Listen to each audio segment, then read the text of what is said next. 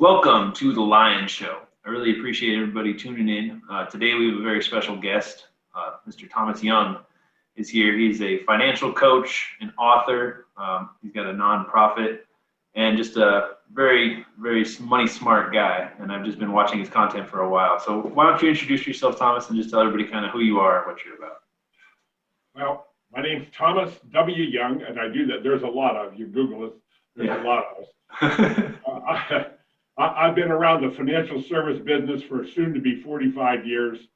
I just find myself at a point in life where I have a goal in life, a mission to touch 1 million lives. I have information and education about finances that is unlike most everything that's going on in the typical financial world.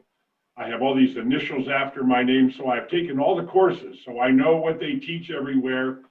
And I spend most of my time disproving what the typical financial world tells people about money, because it's not in your best interest, it's in their best interest. And they approach rules based on suitability. There's a lot of things that would be suitable for you that they could sell you, but it doesn't mean it's fiduciarily right. I'm a licensed fiduciary with a Series 66 license from the SEC. And so I approach everything I do as, what would I do? What is the best thing for my clients in going forward? And everything that I talk about, if you follow me on my Facebook page, it's the Family Money Farm Group. I do podcasts every day, and we take it apart in little pieces and provide verifiable, mathematically correct information about the decisions you make. Example, is a 15-year or 30-year mortgage better? You know, that's a discussion that everybody has in the marketplace. Yeah. Now, I can mathematically show you and prove to you which is best for you and how to use it to make money. Love it, man. So as a financial coach, what do you think is the number one problem or people are struggling with that you help? Like, what's the thing you help the most often, you think? The people I help most.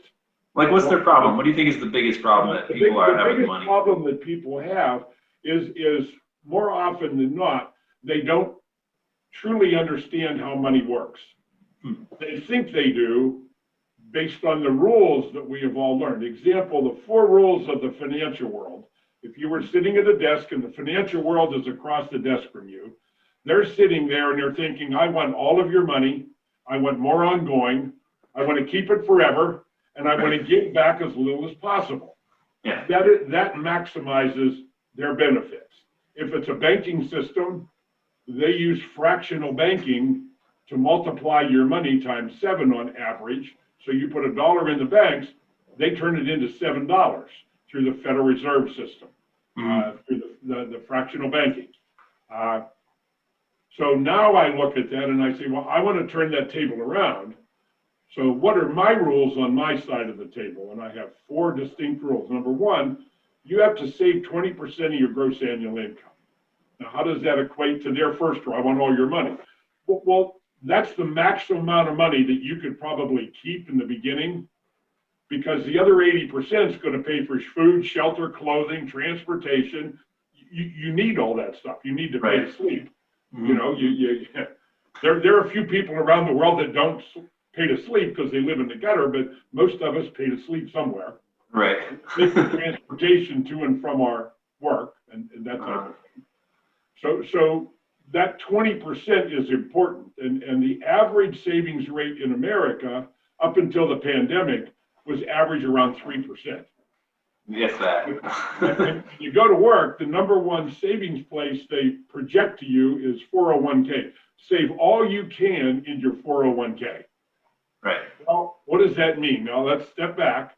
You're 35. I don't know, Robert, what your age is. You're what, 35? I'm 30 years old, actually. 30-year-old. Okay, so here you are. You got a job, and your employer is saying put all you can into your 401k. So you're taking money out of your lifestyle and you're throwing it as far as you can into the future with little or no access to it without penalties, right, taxes, etc. They tell you, oh, you're just deferring the tax. Well, I prefer to call it you postponed the tax. Right. But you didn't only postpone the tax, you postponed the calculation of the tax. So Yeah. here's a question. The opportunity. $27 trillion in debt and $155 trillion in unfunded liability. Robert, do you think taxes in the future are going to be higher, same, or lower than they are today? They get higher every year. Okay. Does it make sense then to take serious amounts of money and take it out of your lifestyle? It's the cause of debt disease. Right. Because if you're raising a family and you're locking this money away, now you have, where's your emergency money? Where's your local savings? So Right. it forces you to go to the bank and become a debtor. Now you start borrowing money and you get into that and stuff always happens and it's almost impossible to get out. I teach people how to snowball their way out of debt. Nice. That makes sense to you if you know what snowballing is. It's just a method that I can tell people, look, if I could get you out of debt in 9 years or less, including your mortgage without spending $1 more than you're spending now, would that interest you? Yeah, that sounds great. So the 401k is the last thing you do. It's what you do when you don't have any other need or places to save or put money. Wow. Because it meets the criteria of the financial world, Robert. Uh-huh. Doesn't it maximize their money? They get to keep it forever. And when you retire, are you going to take it out in big lump sums or dribs and drabs? Right. So it perfectly meets their criteria for maximizing their financial well-being. Well, I love that, flipping the table. You need to flip the table and learn how to apply those same 4 rules in your life. So number 1 is save 20%. Rule number 2 is you accumulate 50% of your annual income in accessible cash. Now, when I say accessible cash, no penalties. You don't have to apply for it. It's accessible. Mm-hmm. What would you need any consumer debt if you had 50% of your annual income in accessible cash? Right. No. No. So no credit card balances. So that's rule number 3 is no consumer debt, unless you own it. Right. And that is Assets. the concept of being your own banker. In other words, I have lots of debt and I write checks out every month. But isn't it funny? I make all the checks payable to my wife and me. I own the debt. Right. And I meet people and they say, well, I don't have any debt, Tom. And I say, well, you finance everything you buy. Yeah. You either pay somebody else interest to use their money, true? Mm-hmm. Or you give up the earnings on your money to pay cash for something. Right. So you lose the opportunity value on your own money, because I have never met anybody that pays themselves back at interest. Now, I want to come to an end here. Rule number 4 is the CFO project. And that is where you take on the full role and responsibility in your family business, because we all have a family business that deals with our finances. You trade time for money in some way, and you bring that money into your world, and you must learn how to manage the money. And so that's where the CFO project comes into play, where you start managing like a CFO. How do you do that? That means, and that means creating wealth multi-generationally with what I would call, there's a book written called The Rockefeller Method. And you go back 100 years ago and you had the Vanderbilts and the Mellons and the Rockefellers and all of these mega rich people 100 years ago. And isn't it funny that all of those big families of wealth pretty much have gone by the wayside except the Rockefellers? Right. They're worth about $500 billion today, $500 billion, the Rockefeller Foundation. Now, how did they do that? Well, they hung on to the money. Right. And they insured all the family participants to their economic human life value. So when your parents die, Robert, are you expecting a big inheritance when they die? I wish. Well, that's true. But then why isn't that happening?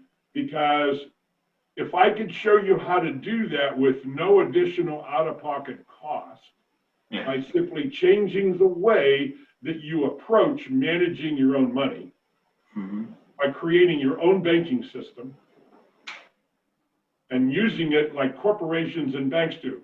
Life insurance, let me say this, with a dividend paying mutual life insurance company. That is key, because there's Dividend paying? 850 or so life insurance companies out there, and less than 1% of all those companies meet this criteria. All of them are stockholder owned. And maybe you own mutual funds or something and you own stock in companies. Well, you're a stockholder. So all of the life insurance companies, 99 point something percent of them are all corporate owned, stockholder owned companies. So they're operated for a profit for their stockholders. Wow. Now, life insurance companies are some of the most successful, profitable companies in the entire financial marketplace. If you affiliate with one, I would want to be an owner. So a dividend paying mutual life insurance company, when you own a whole life policy with those companies, you are now an owner of the company. Wow. Those policies actually have a positive tax-free rate of return. Now, how do I prove that? Well, go back to 2017, go on the internet and Google BOLI, bank-owned life insurance. Yeah. Isn't it interesting that the banks in 2017 purchased more of this kind of life insurance than all the consumers in America? I know something. Interesting. The world is typical financial telling you, you don't want to own this stuff. You don't want to buy whole life insurance. You don't want this stuff, but yet they buy more of it than all the consumers in America buy. How about COLI, C-O-L-I, corporate owned life insurance? They do exactly the same thing. They store their capital in life insurance policies because even the Federal Reserve tells their member banks that this place to store money has the least risk of default. Well, I mean, those are facts. You can find it, Google it, go online. It's all there. But why aren't the consumers being taught this? I have several dozen people that are MBAs that are my clients. I did not go to college. Yeah. My education is in all that college education with all those initials in what I do. Yeah. But I have MBAs that are clients that say to me, Tom, why didn't anybody tell me about this in college? Yeah, I've never heard this before. It's pretty Well, the exciting. financial world doesn't want you to know this. Remember, we've turned the table around now. Yeah. And I'm looking on my side. There was a story 25, 30 years back in the 80s. Headline in the Wall Street Journal, and I have boxes. I'm a collector of newspaper articles and magazine articles. I have banker boxes full of them. This was a headline in the Wall Street Journal back in the mid 1980s. And here was a major company. I won't say the name of the company, but this major company, if you heard the name, you would know. It's in the Fortune 500. And they make commercial equipment and farm equipment, and that's all I'll say. But the headline said, look, this retiree died, who was a lifelong employee of this company. He died at 76 years old. The company received a death benefit of $10,000, and his widow got nothing. Now, here, that was the headline. What would your reaction to that be, Robert? Yeah, I don't know. That sucks. Not a good company, right? Yeah. What they didn't tell you was back in the 70s and 80s, if you had a job with a big company, Yeah. when you retired, guess what? They continued your health insurance until you died. You're not old enough to remember those days, but those were corporate benefits and perks. And companies would buy small insurance policies on every employee. Yeah. So that when they died, that death benefit replenished the pool of funds so that they could continue paying health insurance premiums for all of the retirees. Wow. Now, the media didn't tell you that side of the story, but that changed your whole premise, your reaction now, you know? Yeah. It's like you're on a train, you know, you're on the subway in New York. This guy gets on the train, they're with you, and he's got 3 little boys. And man, they're just nonstop annoying. They're screaming and crying and hollering, and you just get to the point you can't stand anymore. And you get in this guy's face, and he looks at you and he says, I am so sorry. We just come from the funeral home. They just lost their mother. Right. The paradigm shifts. The paradigm. Yeah. And we need to change our paradigm. Right. in the way we do this. And that's really what I'm all about. I love it, man. So tell me a little bit about your book. So you can see it in the mirror. There's my book. It disappears. Okay, there it is. There it is. Okay. Yeah. And it's in Barnes and Nobles, Amazon. The title of the book is The Family Money Farm, The Family Money Farm Project.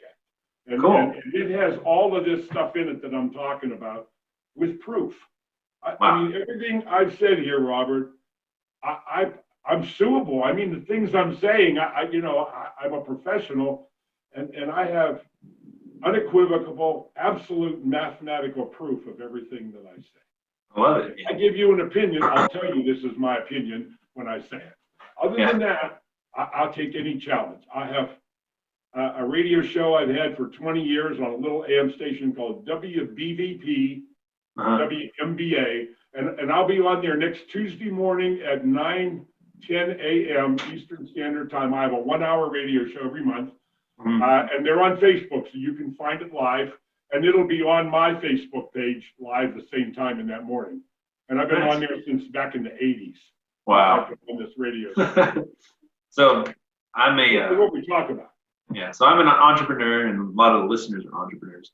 So my money is very good, or it's nothing. You need a plan that gives you flexibility, and it also gives you full access to your money. Right. So without the government involvement, no government involvement whatsoever. Yeah. That's what I can show you how to do. That's what I do for people. That's awesome. I mostly invest in my business and then invest in stocks. But stocks, I think I kind of want to find a new way and a new safer thing to do with money. And you're thinking cash. Is that what you think? Well, again, what I was talking about earlier, whether you invest in real estate, which I think is the biggest opportunity. If you've read a lot of Kiyosaki stuff, I've met Robert Kiyosaki, and I've known him since the beginning of his career when his book took off back in the 80s. Some Amway diamond bought his book. They were on a shelf in a car wash. Yeah. And I was at an annual national convention in Charlotte, North Carolina, and Robert Kiyosaki was one of the speakers, and this was the beginning of his career. Awesome. And so I have read all of his books and ongoing, but he is right on. Yeah. Everything you do should be for the result of creating passive residual income. Right. Assets. So as you go forward to retirement, if you look at typical retirement planning and the typical advice, they want you to pile up your money and you want to have this big pile of money. You're 30 years old, so typically your retirement date would be 35 to 40 years from now. Tell me how much money you need a month 40 years from now, or 35 years from now, or 30 years from now. There's no conscious way. So the financial planner of today, the typical guy says, well, we need a number, so we're going to take inflation, take your income today, take 3%, which is the historical average of inflation, if you believe the government after all their manipulation, and we're going to project your income. So this tells me how much income you're going to. Now, wait a minute. Did they ask you if your income today is your ideal dream income? Right. They didn't ask you that. They just created a bunch of assumptions. And, when you start to assume, and I guess we're on live and I won't explain that, but you understand ASSUME, you assume. And when you start assuming all that stuff, you really don't have a correct answer. And I don't care if you're 60 years old and you're going to retire in 3 years, the information, your thinking process, I call it the thinking muscle. We have to exercise the thinking muscle as much as we do physical muscles. Right. It's good exercise. And that's part of my whole person approach to financial and personal success. It all relates together in doing that. So in the typical approach and saying, okay, here's X number of dollars I need when I get there, all of the assumptions are going to be wrong. So the only answer of truth for retirement planning is I want to have the most money I could have whenever that date occurs. I don't know what it is, whether it's 60, 65, 75, or whatever. I want to have the most I can have when I get there. Now, how do I do that? Let's come back to today. And we have to develop a plan of strategies that teach me how to maximize everything I'm doing today. Right. And what makes me very unique is I don't believe in chasing rates of return. I believe in avoiding losses. If I can avoid losses and avoid debt, I will end up with more money than you will. Yeah. That's simple. I have my foundation of yet. I have a program I teach. It's called Chump Change. And in it, it teaches the value of money. You know, I'm talking to an 8th grader, 10th, 12th college person. I want them to understand the meaning behind money, not just money, because it isn't the money you make in life. It's what you do with the money. It isn't what you do for a living. It's the person you become. That's where the significance is. Living a life of significance. Yeah. And in there, I do an example. So you're 25 years old, you graduated college, and dad co-signs. You got your first job, you're making $30,000, $35,000 a year. You need a car. You need to pay for transportation. Mm-hmm. So dad takes you down to the dealership, you buy a $25,000 car, which is not an expensive car today. And you finance it for 5 years, and the payment's $500 and some a month. And at the end of 5 years, 60 months, you pay $25,000 for the car, but you paid $5,400 in interest to the bank at 8% interest. That $5,400, were it invested at 8% interest over your working lifetime, it would be worth $273,000. Yeah, you know, what did your car cost you? Yeah, $25,000 plus another $270,000. Yeah, that was an expensive car. Right. Now you buy another car, and you do this every 5 years throughout your working lifetime because it's what the typical financial world tells you to do. Yeah. You lose $770,000 of wealth potential over that period of time. Yeah, I think if you have a credit card, average credit card balance in America is $9,000 at 18% interest. That's the average. The average family in America spends 34 cents out of every dollar in debt cost. Wow. 34 cents out of every dollar in debt cost. So that credit card, and you maintain that balance for 40 years, you're going to spend 70-some thousand in interest, but if it were invested at 10% interest, it would be worth another $778,000. So my planning, I absolutely can prove without a doubt that the absolute minimum that the average family should end up with at retirement is $1.5 million. That's a minimum. Yeah. They should have. I think Albert Einstein said the best invention ever made by man was compound interest. It was whether he said that or not, I don't know. But if you're saving, I'll give you another example. You have $100,000 and you put it in a bank CD at 6% interest, and 35 years later, you have $573,000, $574. Yeah. Along the way, you pay taxes on the money. So you have the tax plus the lost opportunity cost, the value, the interest you lost on the taxes you paid. And inflation in 35 years renders a dollar worth only 33 cents. So it actually costs you a little more than 780 grand to end up with $574,000. Yeah, no. All this is, Robert, is proof that the typical people out there, why is it that the very, very few people ever really get ahead in life? And if you're a successful entrepreneur, you're in the top 1 or 2% of society. I still bet you about it. Why aren't more people getting ahead? Yeah, I don't know. I think it's a mindset type of deal. I don't know. Well, that really comes back. That's the basis of everything, because the biggest problem that I find is people, they don't have discipline. They don't have stick-to-itiveness. And why is that? Well, all the way back to the very basics of anything. You have to believe in a dream. You know, if you don't have a positive vision for your future, it ain't going to happen. Yeah. So it all starts with the thinking muscle and working on your attitudes and having self-talks.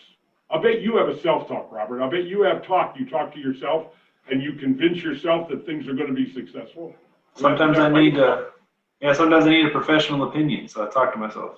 I understand that. Well, see, Think and Grow Rich was the book. 30 years ago, I was at the bottom of the pit. I had gone through a lawsuit that lasted 3.5 years, and I had reached a point where I thought my professional life, my financial life was over.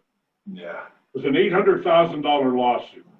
Damn. 3.5 years into it, finally the deposition, and I went to the deposition and I was exonerated. They went after my CPA, which is where the original client referred to me came from.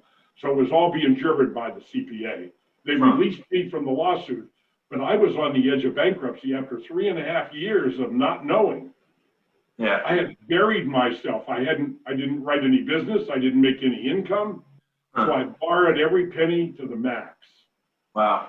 And I met a guy named Jody Victor.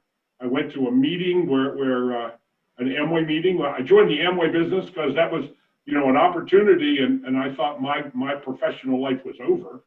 Yeah. I met this guy named Jody, and I went to this meeting, and I'm sitting in a room, 150 people, and it was his father's house. The parking lot's parked 100 cars in his backyard. I mean, wow. I don't know if you have any concept of an Amway diamond.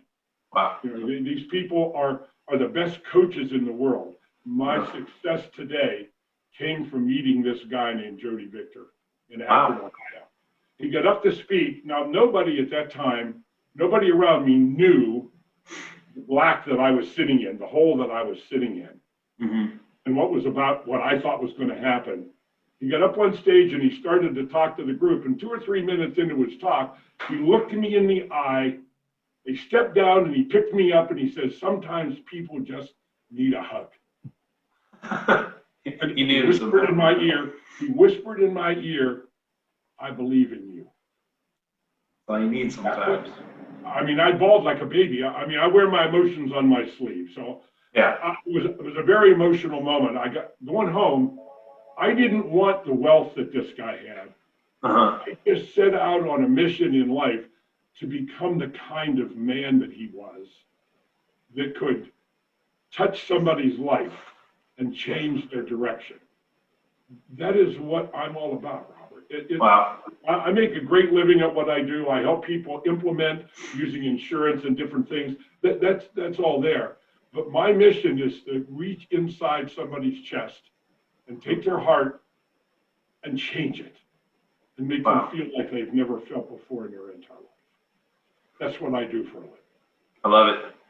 And what I have learned in the last 30 years, coming from the very edge of bankruptcy, owing several $100,000 to freedom, but I paid every dime back. I worked my way out of that hole. Do you think I learned anything in the last 29 years since that happened?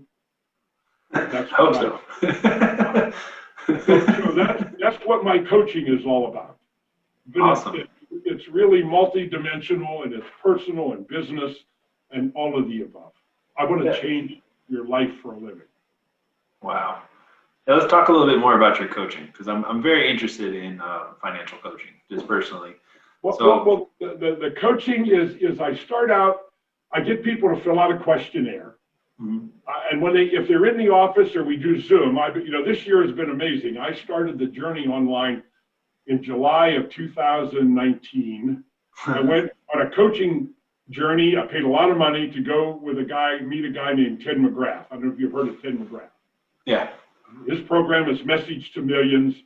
And I went 3.5 days to LA, and I was sort of struggling a little bit at that time because the industry that I'm in was changing, and I really wanted to get the message out to bigger amounts of people. He introduced me to the internet and the social media stuff. And so it's been a journey. So this year, I have been able to maintain my income with the pandemic and everything, but I have clients now in 33 states. Awesome. It's been unbelievable. And then I'm hooked up with Russell Brunson of ClickFunnels. Yeah. So you've heard of Russell Brunson. Yes. And I am now in a personal coaching program with Russell Brunson right now. Oh, jealous. That's what's teaching me to do this summit that I'm going to have in the third week of February. Nice. And we're going to touch 1 million lives is Beautiful. what we're going to do. What, Because this information is critical for everybody to know. Now, the coaching, how does it start? Well, you can go to CFO-project.com. CFO, Chief Financial Officer, -project.com. And you put your name and email address in, and you know what you'll get? You'll get a PDF, you'll get a link, a free download of my book, cover to cover, for free. There it is. Nice. When you go there, it's going to send you to another page. It's going to open up a page, and there are 4 more books. So now it becomes the decision to invest in yourself. Right. Another book, I wrote this book in 2006. It is now republished, so this is version 2. And it's called Life Insurance, Will It Pay When I Die? What led to that book, I wrote an article. And the title of the article was Why Widows Die Destitute Because of the Loss of Their Husband's Life Insurance. I published that article online, and it was published around the world. And it was just, it blew me away. Yeah. And so that led to the book. And all it really was, it led to this product that everybody is being told to buy called universal life insurance. Mm-hmm. Universal life insurance is nothing more than expensive term life insurance.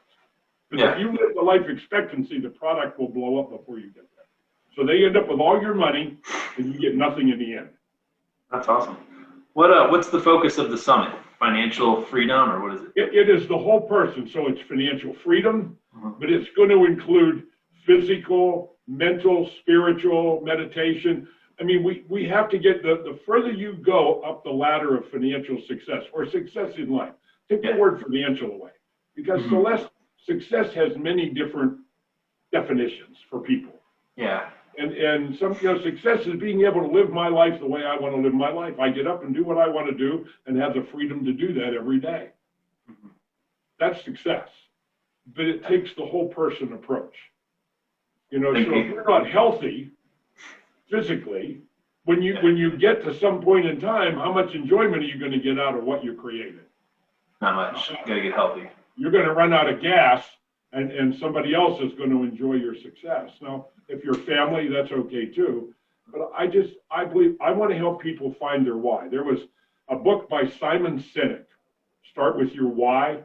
Yeah. You read, I'm sure you read that book. Yeah, I have.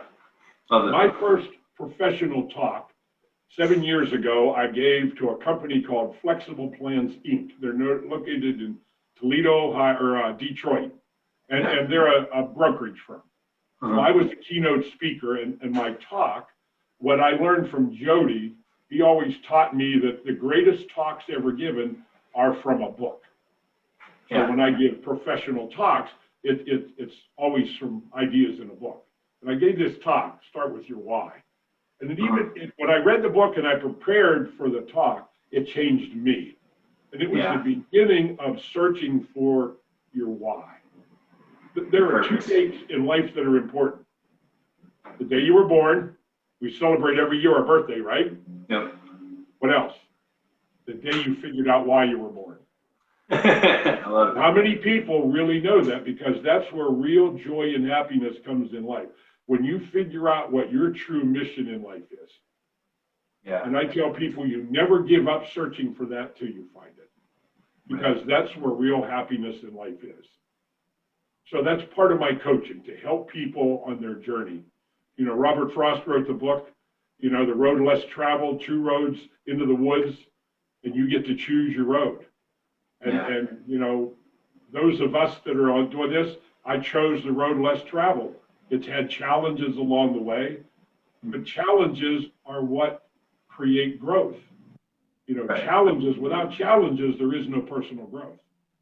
Yeah. And God would not give you challenges if he didn't think you could handle them. And so many people go through life, and upon the plains of hesitation sit the bones of countless millions, who upon the threshold of success sit down to wait, and in waiting, they died.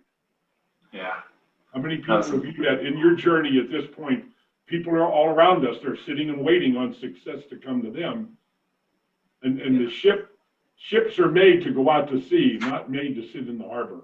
So you got to take your ship out to the sea and get on with it. Yeah. And having a good coach and somebody coaching you along the way and mentoring you and helping you keep the pieces in place, somebody just to talk to sometimes. It's so important in this journey. Yeah. That's awesome, man. Thank you so much for sharing all that. I got one more question before we kind of wrap it up. So this is kind of a more philosophical question, but I like to ask, what is your definition of value? What is value? Value? Mm-hmm. Value is, it's really what you bring to the table. I don't care what table you're sitting at, whether it's the dinner table or wherever it is. Yeah. But that value, and other people have a perception of your value. I did a talk recently, perspective and perception. Your perspective is how you view life. Your perception is how you interpret what you see. And our perceptions change in only a couple of ways: the people you meet, the books you read, and the things you physically experience. That is what governs your perception of things. So value is a perception. Right. That's really what value is. And it's the perception that I want people to have of me. What value does Tom Young bring to the table? Lots, man. You blew my mind today. So. I thank you so much for the opportunity to be here. No and you know, people can find me, Tom Young, on Facebook. There's a group called the Family Money Farm Group that I publish in every day, podcasts and videos that is just like what we're talking about here. And I have a theme that I follow, and about once a month I bring out a new book that I have read multiple times. And what is the benefit of the book to you going forward? You have to read books. You have to grow. Yeah. You have to grow you. Personal growth is not optional. Right. It will happen. Either you decide to grow you, to take you where you believe your why is, or searching for your why, or the world will grow you into what they want you to be. They will take your money away from you, and they will render you as an acceptable level of mediocrity person. Yeah. Simple. It's not optional. It's your choice. It's a choice. All right, well, that was awesome. Thank you so much for coming on the show. So you're saying Facebook is the best place for everybody to reach you? Facebook, you can reach me. My email address is firedupt, FIREDUPT, at Comcast.net. And the CFO-project. You get a copy of my book for free. CFO-project.com. Nice. And put in your name and email address. You get a link directly to you, so you get a full download of the book cover to cover. Or you can go to Amazon or Barnes & Noble and buy it. You can communicate with me here, and I'll send you an autographed copy this way. Nice. I'll invoice and pay for it that way. Yeah. When you go to that second page on CFO-project.com, there's 4 other books there. Cool. Live Your Life Insurance by a gal named Kim Butler, who I wrote the foreword to that book. Life Insurance Will Pay When I Die.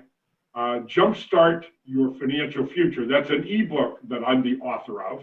Yeah. And then there's a 4th book called The Infinite Banking Concept by R. Nelson Nash that talks about this, becoming your own banker.